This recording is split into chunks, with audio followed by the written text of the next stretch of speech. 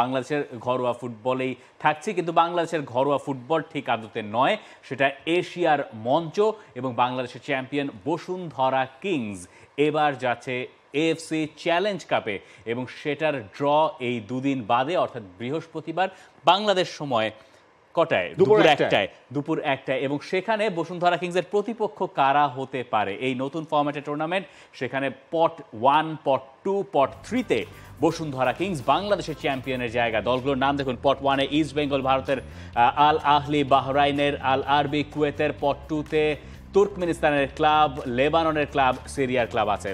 এবং এই জায়গায় যেটা আসলে হয়েছে এটা ওয়েস্ট জোন, এই ওয়েস্ট জোনের 4টা পট থেকে 3টা গ্রুপ হবে, অর্থাৎ প্রত্যেকটা গ্রুপে 4টা করে দল থাকবে, সেখানে 3টা চ্যাম্পিয়ন এবং হচ্ছে বেস্ট পসিবল রানার্স আপ যেটা হবে, যেই 3টা গ্রুপ থেকে তারা আসলে চলে যাবে কোয়ার্টার ফাইনালে। যেই কোয়ার্টার ফাইনালে ওয়েস্ট জোনের এই 4টা এই দলগুলোর সাথে ইস্ট জোন থেকেও আসলে 4টা দল উঠবে। এইখানে ইন্টারেস্টিং যে জিনিসটা, এবার কিন্তু ড্রয়ের ফরম্যাটেও কিছুটা পরিবর্তন আসছে, কারণ প্রথমে আপনি যদি হিসেবটা করেন এখানে যে 16টা দল রয়েছে সেই 16টা দলের মধ্যে 16টা না, সেখানে আসলে টোটাল 3-4-12টা দল রয়েছে। আমরা যে কার্ডগুলো দেখলাম সেই 12টা দলের মধ্যে নকআউট স্টেজ পার হয়ে কিন্তু 2টা দল এসেছে।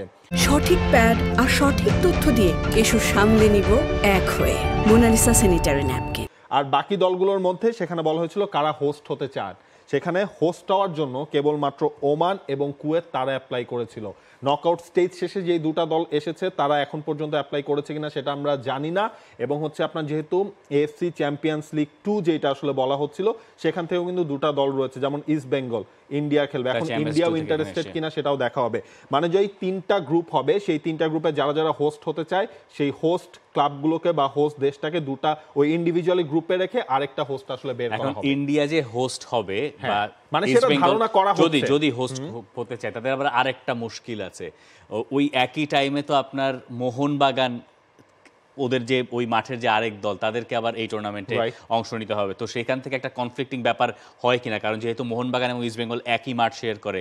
আবার কলকাতারও তো, কলকাতা বা ওয়েস্ট বেঙ্গলের অবস্থাও তো এই মুহূর্তে খুব যে সুখ শান্তি বিরাজ করছে তেমনটাও বলার উপায় নেই। তো হোস্ট নেশন বাছাই করতে গিয়ে একটা মানে ঝামেলায় এফসি বোধহয় এই মুহূর্তে খানিকটা আছে। তার মানে ওটা ধরা যায় যে একটা গ্রুপ হচ্ছে ধরেন ওমানে পড়বে, মানে ওমানের হচ্ছে ওই র্যাঙ্কিংটা বিবেচনা করে ওকে ধরেন পট 1 এর ফার্স্ট টিম বা সেকেন্ড টিম হিসেবে রাখা, একই সাথে হচ্ছে কুয়েতের যে ক্লাব রয়েছে তাকে হচ্ছে ওই গ্রুপে রাখা, এবং আরেকটা আসলে অন্য যে ইন্টারেস্টেড অটোমেটিক্যালি তো দুজন দুই গ্রুপে পড়বে, কুয়েত এবং ওমানের যে ক্লাব রয়েছে, এবং থার্ড পটে যে হোস্ট হতে চায় তাকে আর কি প্লেস করে তারপর বাকি ড্রটা অনুষ্ঠিত। এইবারের এই চ্যালেঞ্জ লিগে বিদেশিদের অর্থাৎ ফরেন ফুটবলার কতজন খেলাবো এরকম কোনো বাধ্যবাধকতা আছে?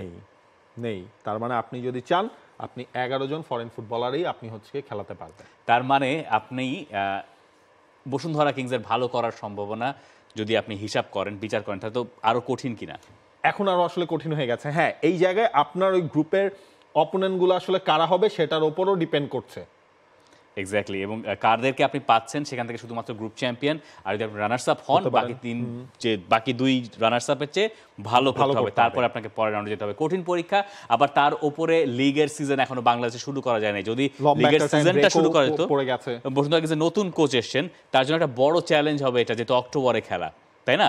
অক্টোবরে খেলা, তার আগে সেপ্টেম্বরে আসলে লিগ কতখানি গড়াবে, কটা ম্যাচ হবে, একটা দুটো ম্যাচ খেলতে পারলেও বলা যেত যে না, ফুটবলাররা বোধহয় নতুন টিম, নতুন কোচের আন্ডারে একটা জেলাপ করতে পেরেছে। কিন্তু এই সব চ্যালেঞ্জ মাথায় নিয়েই বসুন্ধরা কিংসকে এএফসি চ্যালেঞ্জ লিগে বা চ্যালেঞ্জ কাপে খেলতে যেতে হবে। তার ড্র বৃহস্পতিবার। For more updates, subscribe to our YouTube channel and click on the bell icon. Follow us on Facebook and Instagram. Download T-Sports app to enjoy exciting games and highlights. Visit tsports.com.